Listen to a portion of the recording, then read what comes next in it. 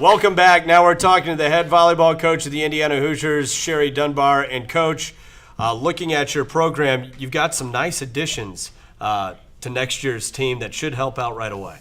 Yeah, it's always nice, and I'm not sure this is being a great recruiter. We kind of got a little bit lucky. We had a scholarship available at mid-year and found out a great player was transferring from the University of Miami, Awele Nwazi, and ended up 2 days later, she's coming to start the semester with us. So get a little bit lucky sometimes when you work hard, and that's always a positive.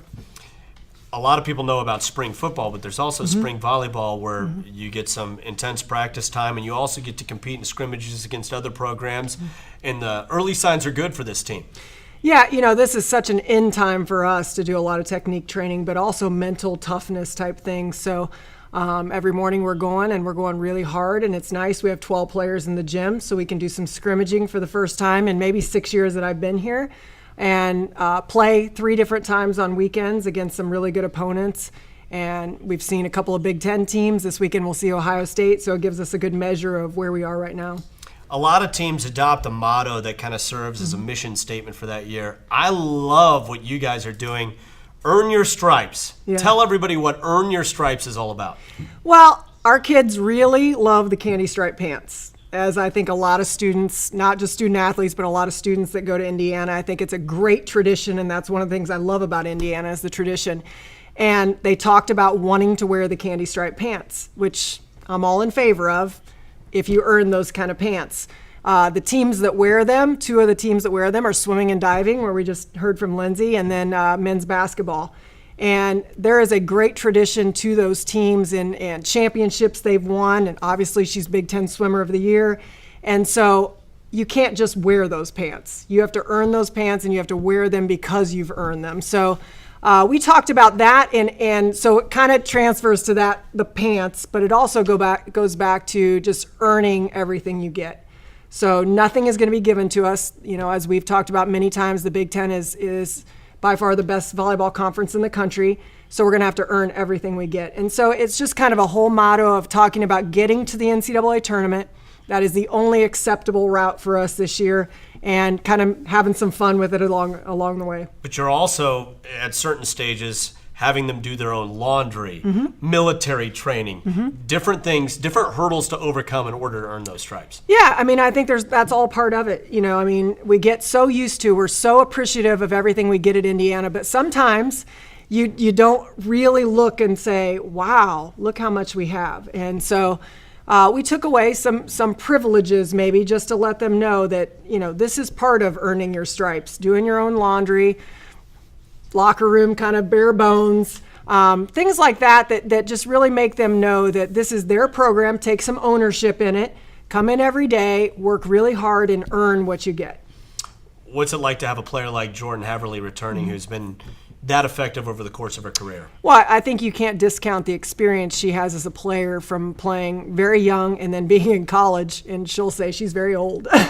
She'll be 24 before she graduates. She's in grad school right now and will have her graduate degree by the time she leaves, which many of us would have killed for, to go through and have your undergraduate and your graduate school paid for, and to play volleyball at the highest level. So we will never discount the leadership she'll give us, the experience on the court, and how bad she wants to win this next year, and that's going to really help our young kids.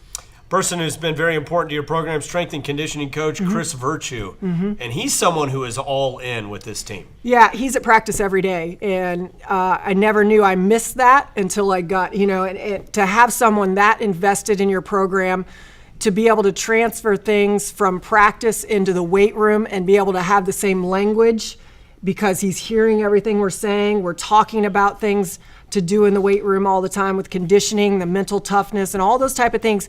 I think it's so important to be able to put all those things together into the program and not have them separate. Okay, I'm getting stronger, I'm getting faster, but how is that relating to volleyball? I don't need them to be track athletes. I need them to be in shape, but I also need them to work together and find a mental toughness through conditioning. So I think he really gets it. Like I said, he's totally invested in the programs he's with, and he's all in, which we definitely need in our program right now. You've always had very good assistant coaches, but I think this on some level is the staff you've been the most comfortable with. Why don't you talk about who makes up this group? Yeah, Nancy Mueller, who I've known for 20-some years since we both got into coaching. She's been a head coach before. She was Regional National Coach of the Year and took a program to, I think, the Sweet 16 at South Florida and has coached All-Americans and everything. Her goal was always to be in the Big Ten. And she loves recruiting. And you have to have a passion for recruiting because it is a lot of work. As you know, our assistant coaches and our head coaches are on the road 3 out of 4 weekends a lot of times during recruiting season. She never complains. She works extremely long hours. She relates to kids still, and they really enjoy being around her. So she does a great job for us. Paul Concert, also a former head coach at Towson University, loves the training aspect, is very good at the training aspect, film, scouting, all those type of things. And again, a passion for him. He's in the gym all the time, the extra hours with the kids. And, for instance, we train at, 7 o'clock in the morning or so, 9 o'clock at night. Awele sure as well will text and say, hey, can you come in and let me get a few more reps? Absolutely. If they want to work, he'll go in and work with them. So, he's putting in some really large days and really enjoys it. And then Shane Wilkinson, our director of operations, just joined us, was at Ohio State, South Carolina, and he is one of the best I've ever worked with. Big picture kind of guy. And then the last one's Ryan Sullivan, who's a volunteer coach, was our practice player for 3 years, wants to get into college coaching, understands the value of being in the Big Ten and what that can take you to do.